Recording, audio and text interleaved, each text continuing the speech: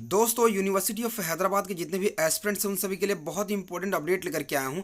University of Hyderabad की तरफ से फॉर CUET PG के जो भी एस्पिरेंट्स हैं, अगर यूनिवर्सिटी ऑफ हैदराबाद में काउंसलिंग कराना चाहते हो एंड यूनिवर्सिटी ऑफ हैदराबाद में एडमिशन लेना चाहते हो तो उन सभी के लिए बहुत इंपॉर्टेंट अपडेट है। यहाँ पे अभी तक क्या अपडेट है काउंसलिंग के रिगार्डिंग, उसके बारे में भी जो है इस वीडियो में बताने की कोशिश करूंगा आप सभी के लिए यूनिवर्सिटी ऑफ हैदराबाद की तरफ से। तो आप सबसे रिक्वेस्ट है वीडियो को अंतिम तक जरूर देखना और चैनल पर नए हो चैनल को सब्सक्राइब करना, बिकॉज आप सभी के लिए इस तरह की अपडेट जो है ऑलवेज इस चैनल पे मैं लेकर के आते रहता हूँ। तो चलिए आज की वीडियो को शुरू करते हैं।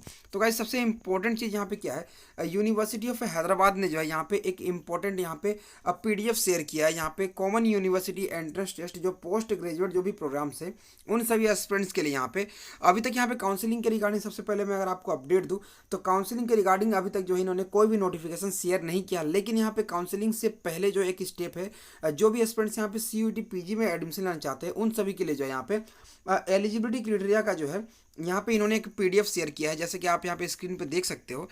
यहाँ पे सबसे इंपॉर्टेंट चीज़ यहाँ पे क्या है, यहाँ पे सबसे पहला यहाँ पे पेपर कोड दिया हुआ, टेस्ट पेपर कोड यहाँ पे शेयर किया गया है जिसमें आपका PGQ P04 यहाँ पे दिया फॉर एमएड के लिए एडुकेशन के लिए। ओके, यहाँ पे आपको यहाँ पे उसका एलिजिबिलिटी के बारे में दिया हुआ है। सिमिलरली बाकी कोर्सेज की अगर आप बात करोगे यहाँ पे जो डिग्री प्रोग्राम्स MA हो गया जिसमें आपका इंग्लिश हो गया एंड ये सारे इसके एलिजिबिलिटी क्राइटेरिया है। ये इसीलिए बता रहा हूँ बिकॉज अगर आप अप्लाई करने जाओगे काउंसलिंग के लिए तो काउंसलिंग के लिए जो है आपको इन चीज़ों को जो है ध्यान देना है, आप एलिजिबल हो या फिर नहीं हो। बिकॉज आपका जो अगर ग्रेजुएशन डिग्री में जो आपके पास सब्जेक्ट की ज़रूरत है वो इस यूनिवर्सिटी के अकॉर्डिंग है या फिर नहीं है, उस चीज़ को यहाँ पे ध्यान देना। अगर यहाँ पे डाउनवर्ड स्लाइड करूँ आप यहाँ पे चीज़ों को देखना, एक सब्जेक्ट के बारे में बताने वाला हूँ यहाँ पे मैं।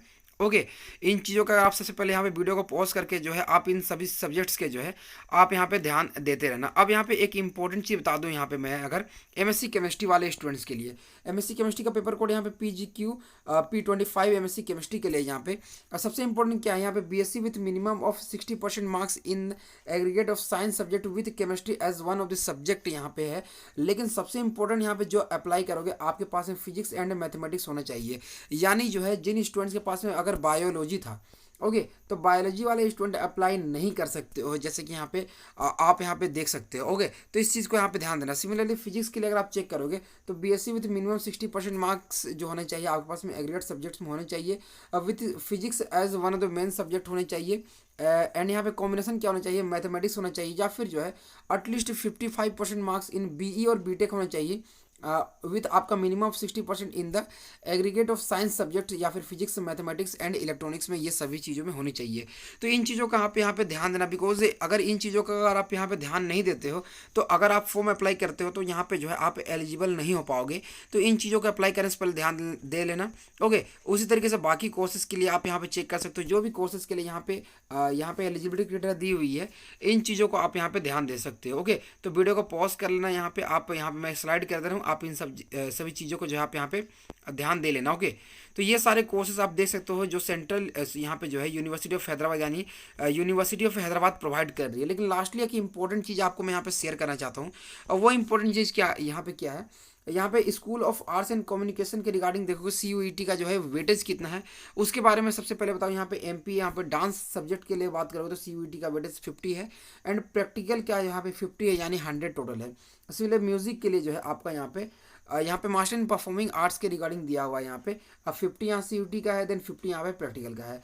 थिएटर आर्ट्स के देखोगे तो 50 है यहाँ पे डिस्क्रिप्टिव यहाँ पे 15 है, ऑडिशन 20 है, देन इंटरव्यू 15 है, टोटल 100 है। MFA MBA यहाँ पे बात करोगे painting print making sculpture okay इनका देखो तो 25 है एंड बाकी यहाँ पे 75 मार्क्स जो है आपका बाकी चीज़ों से है। सिमिलरली MA के कुछ यहाँ पे कम्युनिकेशन मीडिया स्टडीज़ यहाँ पे MBA या फिर MFA के जो है arts history and visual studies के बारे में बात करोगे तो इंटरव्यू 50 एंड यहाँ पे CUET वेटेज 50। ओके, देन आपका बाकी चीज़ों का यहाँ पे दिया हुआ है, इन चीज़ों का आप यहाँ पे ध्यान दोगे।